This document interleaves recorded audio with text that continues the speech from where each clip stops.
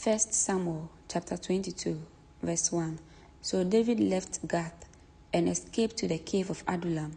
Soon his brothers and all his other relatives joined him there. Verse 2. Then others began coming, men who were in trouble or in debt or who were just discontent, until David was the captain of about 400 men. Verse 3. Later David went to Mizpeh in Moab, where he asked the king, "Please allow my father and mother to live here with you until I know what God is going to do for me." Verse 4. So David's parents stayed in Moab with the king during the entire time David was living in his stronghold.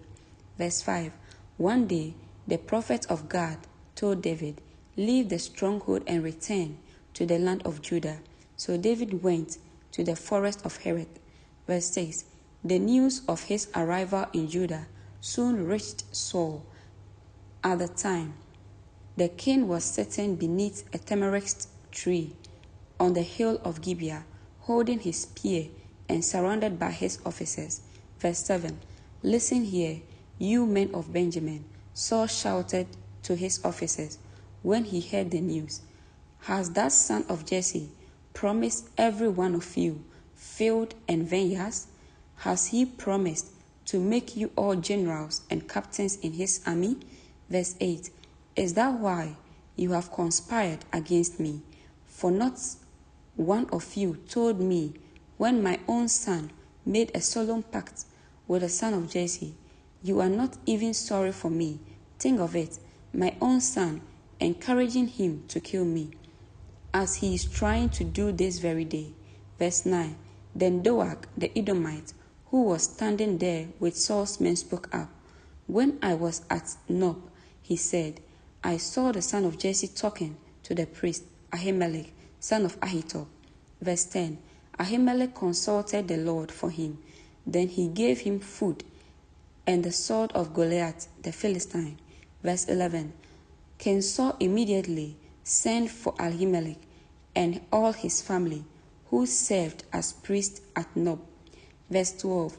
When they arrived, Saul shouted at him, "Listen to me, you son of Ahitub." "What is it, my king?" Ahimelech asked. Verse 13. "Why have you and the son of Jesse conspired against me?" Saul demanded.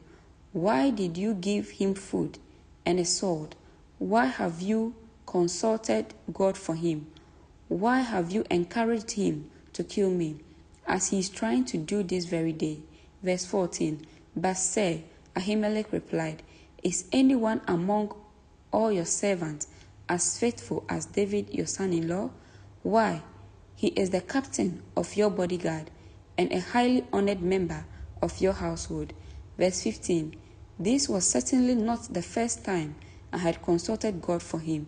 May the king not accuse me and my family in this matter, for I knew nothing at all of any plot against you." Verse 16. "You will surely die, Ahimelech, along with your entire family," the king shouted. Verse 17. And he ordered his bodyguards, "Kill these priests of the Lord, for they are allies and conspirators with David. They knew he was running away from me, but they didn't tell me." But Saul's men refused to kill the Lord's priest. Verse 18. Then the king said to Doeg, "You do it." So Doeg the Edomite turned on them and killed them that day, 85 priests in all, still wearing their priestly garments. Verse 19. Then he went to Nob, the town of the priests, and killed the priests' families, men and women, children and babies, and all the cattle, donkeys, sheep, and goats. Verse 20. Only Abiathar, one of the sons of Ahimelech, escaped and fled to David. Verse 21.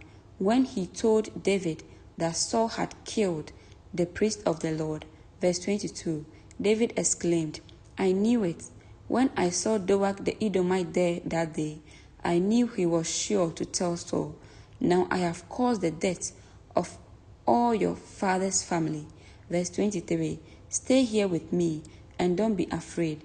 I will protect you with my own life, for the same person wants to kill us both. Amen.